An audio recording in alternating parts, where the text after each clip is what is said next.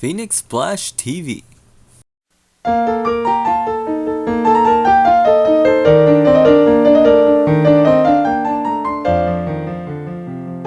hello and welcome to another Shenmue Quick Analysis Theories, Thoughts, Facts, Did You Know and Did You Didn't Know short video series. Mirrors everywhere. The ones you see through and the ones that are antiques. The word mirror plays a huge role in Shenmue, more than people might realize. Of course, finding the Dragon Mirror and Phoenix Mirror are basically the main idea of Shenmue, other than avenging your father. But throughout the game, you'll also see these mirrors. Let's analyze the word mirror for a second. Now, it's a play on word, right? It kind of has two meanings, one meaning reflection and the other meaning antique. I smell a symbol coming. Unlike other grand stories, Shenmue has tons of themes and self-reflection is one of the big ones. Now I know what you're thinking. The play on word mirror is English and Shenmue is in Japanese. So how can that influence a theme? Well, let me just go ahead and destroy your argument now. The Japanese word for mirror is kagami, and what does Londi refer to the mirrors as? Take it away, Londi. もう一度尋ね鏡はどこだ So yes, in both English and Japanese, the word mirror and kagami are both play on words. Coincidence? I think not. Now let's analyze why they did this. Have you ever wondered why Ryo has a band-aid and never takes it off? You would think the wound would heal by now, right? Now look at Londi. He has a scar on his cheek. This is where the self-reflection theme kicks in, almost immediately. Londi kills Ryo's father for revenge, and Ryo is destined to do the same thing to Londi, or at least try. The band-aid symbolizes healing and hope, because as we see throughout the game, there is still a chance that Ryo won't go through with the killing. Turn the camera back at Londi, and we see a scar that will be there forever. The scar represents the evil path that Londi may have taken. Fast forward to Shenmue 2, the rooftop battle, where Ryo and Londi see each other again. Their reaction towards each other says it all. Londi is flying on a helicopter, and all Ryo shouts out is, "Wait!" And Londi actually listens to him. The two then stare at each other without saying a word. There isn't even anger in their facial expressions. They just stare at each other without a word as if they were looking into a mirror. Then Ryo is faced with his toughest challenge yet. Let's face it, up to this point, Don Yu seems pretty unstoppable. At the end of the battle, Ryo feels helpless until he remembers words from Shuing. Stay calm and concentrate only on your mind. That is the state of a clear mind, like a polished mirror. Ryo has to know who he is in order to overcome his objective, which he does. Right after Don Yu is defeated, Londi and Ryo stare at each other, again with no anger or anything.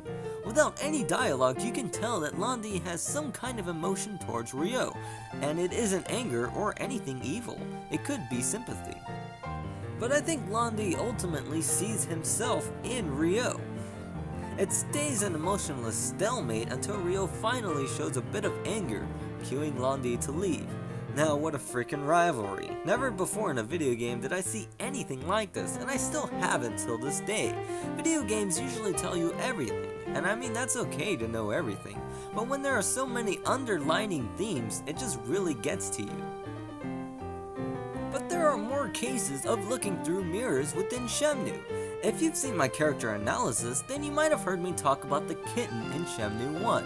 Orphaned on the same day as Ryo, the cat shows what would happen if Ryo listened to his father's words, which are basically keep your friends close to you.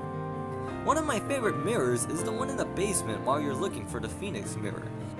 It seems that Ryo has been put in a position to where he has to be patient, and while he's searching, there's constantly a mirror looking straight at him. Of course, there's a mirror at every barbershop, but the one that actually uses the theme of self-reflection is the one where you're looking for the voodoo. It subtly teaches Ryo that he has to look within himself to overcome his tasks. The mirror effect is also used in other characters, like Wong and Ren, being a reflection of each other. This can be completely verified in the comic that's hidden within the Xbox version of Shenmue 2. Wong finds himself wanting to be like Ren. There is also a reflection between the kitten and Fangmei. Not only do they share the same eyes, but Fangmei is also an orphan and grew up in an orphanage as well. I have a theory that Shuing might be a reflection of Ryo's mother, but obviously we haven't really heard anything about Ryo's mother yet. An interesting one I'll share is the mirror effect between Izumi and Nozomi. Now hear me out. Now in Shenmue 1, you'll notice that Ryo has a hard time telling Nozomi his true feelings. He also has a hard time spending any time with her and whatnot. With Izumi, Ryo is likely doing things he would have loved to do with Nozomi, spending time with her and having in-depth conversations. However, Ryo realizes that Izumi is not Nozomi, and he doesn't necessarily feel the same way as he does with Nozomi. This is proven at the end of Shenmue 1 and saying goodbye to Wanzai. Ryo says yes to Nozomi when she asks to come to his house, where with Izumi he rejects her. But of course, Izumi is a side quest / Easter egg, but I thought it'd be interesting to share. Since Shenmue hasn't finished yet, I'm extremely curious to see where they go with this. I could sit here all day and analyze what I have, but without the full story, I can only go so far. Is there any other reflections I missed? Leave them in the comments below. And let's do a little vote on what you want the next Shenmue video to be about. Would you like to hear about Ryo's sexuality? Or would you like to hear about my theory on Joy and how she always gets her way? Let me know in the comments. This is Game Analyzer, signing off.